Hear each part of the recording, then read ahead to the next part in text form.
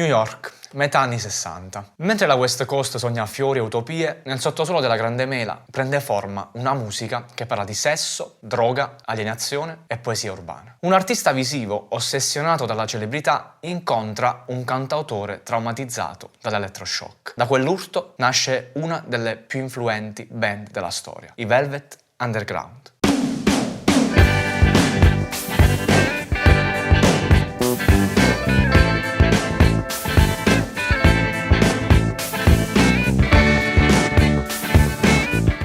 Mentre la California costruisce l'utopia psichedelica, New York vive una realtà opposta, urbana, compressa e nervosa. Una città verticale, dove l'arte non consola, ma registra ciò che accade ai margini.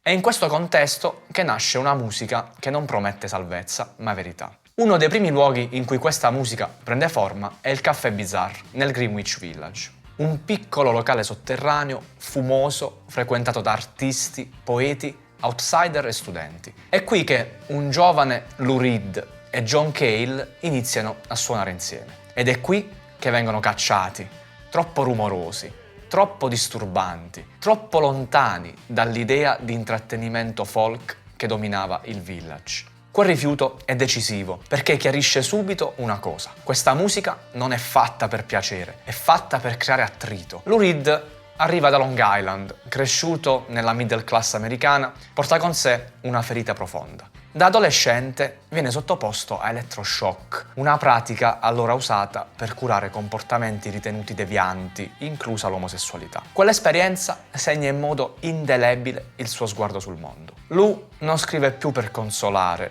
scrive per descrivere. Droga, prostituzione, solitudine, desiderio, alienazione urbana. Lo fa senza giudizio morale, senza retorica e senza filtri. Accanto a lui c'è John Cale, gallese, formazione classica, allievo di Lamont Young. Cale porta nel gruppo il minimalismo, il drone, la ripetizione ossessiva, l'idea che il rumore non sia un errore, ma un linguaggio. Tra Reed e Cale nasce una tensione creativa costante, forma contro distruzione, canzone contro anticanzone. Attorno a loro esiste già una scena sotterranea viva. A New York, infatti, ci sono i The Fugs, che mescolano poesia a beat, satira politica, sesso e anarchia sonora.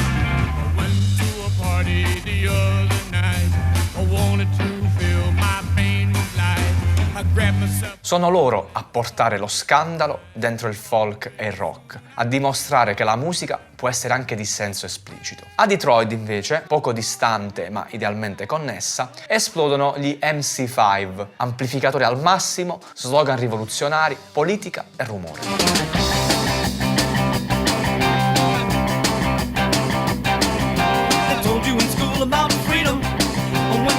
La loro furia proto-punk anticipa una radicalità che i Velvet Underground tradurranno in chiave più fredda, urbana e psicologica. È in questo contesto che entra in scena la figura di Andy Warhol. Warhol non è un produttore musicale, è un artista concettuale e soprattutto è il creatore della Factory.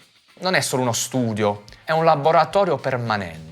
Un loft newyorkese in cui convivono pittura, cinema, fotografia, performance, musica, moda, sesso, droghe e celebrità. È un luogo in cui l'arte non è separata dalla vita, ma la ingloba, la espone e la consuma. Warhol capisce subito che i Velvet Underground non vanno corretti, vanno esposti, come un'opera d'arte vivente. Li porta alla Factory e li inserisce in un progetto più ampio, multimediale, totale. È Warhol, infatti, ad imporre una presenza fondamentale, Nico. All'anagrafe Christa Pafgen è una modella tedesca, attrice, una musa. Ha lavorato con Fellini, è passata per la scena artistica europea, ha una voce profonda, glaciale e distante. Warhol lavora nel gruppo non per motivi musicali, ma simbolici. Nico diventa il volto alieno del progetto, una figura ieratica, quasi scultorea, che accentua il distacco emotivo della musica.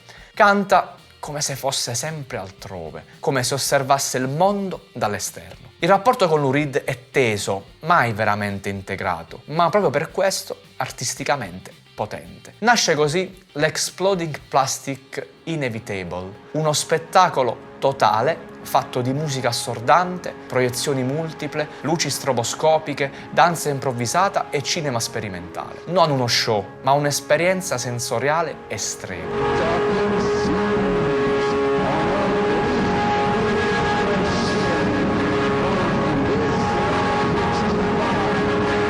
Per Nico e Velvet, Andy Warhol si inventa una nuova trovata. Li fa suonare mentre su uno schermo scorrono le immagini di un film muto in bianco e nero che ha girato lui stesso. Velvet Underground e Nico, A Symphony of Sound. Da qui l'idea si evolve rapidamente. Oltre ai filmati di Andy, sul palco insieme alla band ci sono ballerini, performance vari e show di luce sullo stile di quelli che vengono fatti a San Francisco. Nasce quindi questo spettacolo multimediale in cui la band di Lou Reed e John Cale mostra tutto il proprio repertorio. Sprazzi di R&B, rock and roll canonico, improvvisazioni quasi jazz. In più, i vocalizzi di Nico ai confini della sperimentazione.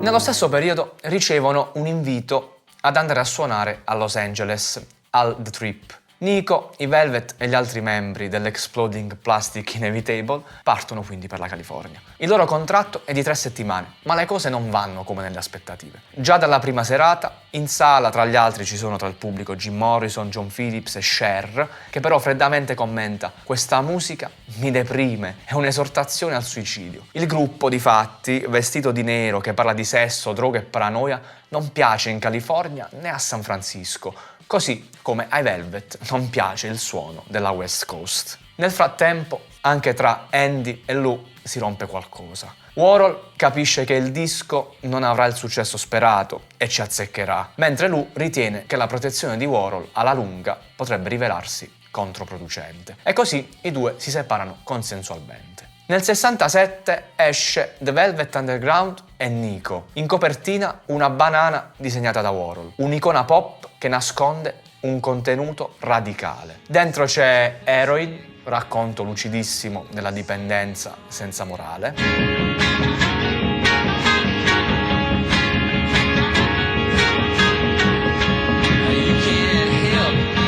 C'è I'm Waiting for the Man, cronaca urbana di un acquisto di droga ad Harlem.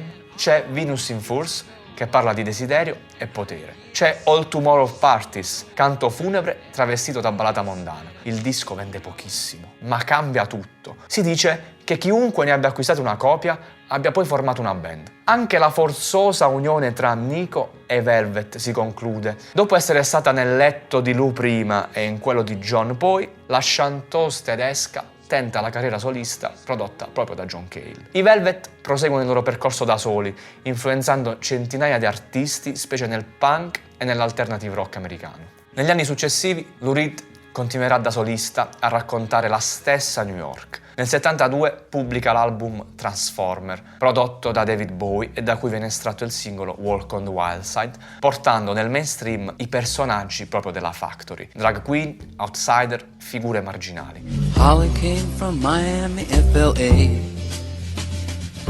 Hitchhiked away across USA.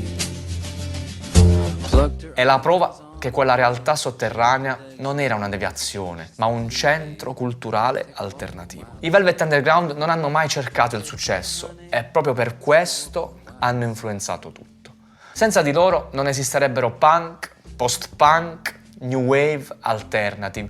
Senza di loro New York non sarebbe diventata il laboratorio sonoro che segnerà i decenni successivi. Questa è la New York di Andy e Lou, una città che non promette sogni, ma ti insegna a guardare il buio senza distogliere lo sguardo.